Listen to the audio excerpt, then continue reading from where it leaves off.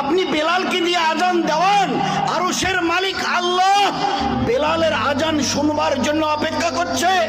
এই দুনিয়ার 18 লক্ষ গুণ বড় সূর্যকে আল্লাহ রুখে দিয়েছে বেলালের আজান শুনবার কারণে।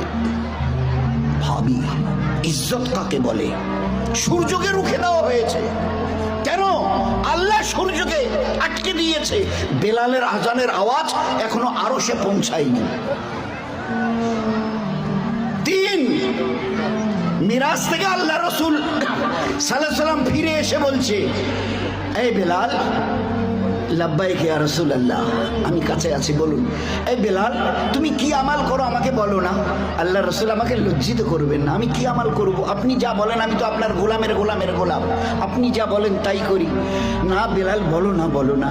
কেন গো আল্লাহ রাসূল, আমাকে শর্মিন্দা করছেন? না গো বেলাল, আমি শর্মিন্দা, তোমাকে লজ্জিত করিনি। আমি যখন জান্নাতে চলছিলাম তোমার পায়ের শব্দ আমাকে শোনানো হয়েছে, এটা তোমার সাথেই বেলালের পায়ের শব্দ। আমি তোমার পায়ের শব্দ জান্নাতে শুনেছি। ভাবতে পারি হোয়াট ইজ কল রেসপেক্ট, ইজ্জত কাকে বলে? What is call honour, honour কাকে বলে? আল্লাহর নবী জান্নাত থেকে মিরাজের ওই রাতে ফিরে এসে বলছে, বেলাল তোমার পায়ের শব্দ আমি জান্নাতে শুনেছি। 4, ও আমার সাহাবা, ও 14-20 হাজার পুরো সিতাই হালকার সমস্ত উম্মতের পুরুষ আর মা বোনেরা কান খুলে শুনে নাও, আমি যখন জান্নাতে দাখিল হব আমার উটের লাগাম এই বেলালের হাতে থাকবে। আমি উটের সওয়ার থাকব, আর জান্নাতে যখন দাখিল হব এই উটের লাগাম বেলালের হাতে থাকবে। দোস্ত, বুঝি ইজ্জত কাকে বলে? ইজ্জত কাকে বলে? জান্নাতে ঢোকার পরে আমি বলবো, বেলাল আজান দাও।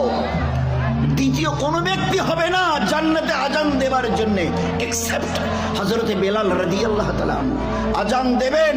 আর এই আজান 8টা জান্নাত আর 7টা জাহান্নামীদের প্রত্যেকের কানে আল্লাহ পৌঁছে দিয়ে দেবেন।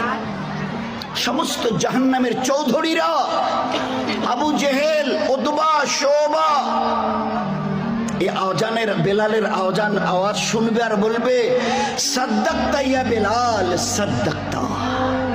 এ হাবেশার গোলাম, তুমি ঠিক বলেছো।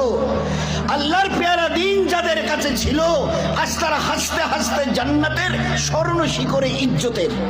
আর আল্লাহর পেয়ারা দিনকে যারা ঝুটলিয়েছিল, আমরা সব আরবের বড় বড় চৌধুরী, আবু জেহেল, আবুল হাব, উতবা, শোহবা, আগের পরের, আজ আমরা বড় বড় ঠাটবাট দুনিয়া চালানেওয়ালা, আজ আমরা জাহান্নামের আগুনের মধ্যে হাবুডুবু খাচ্ছি। সাদ্দাক্তা ইয়া বেলাল, তুমি সত্য কথা বলেছো।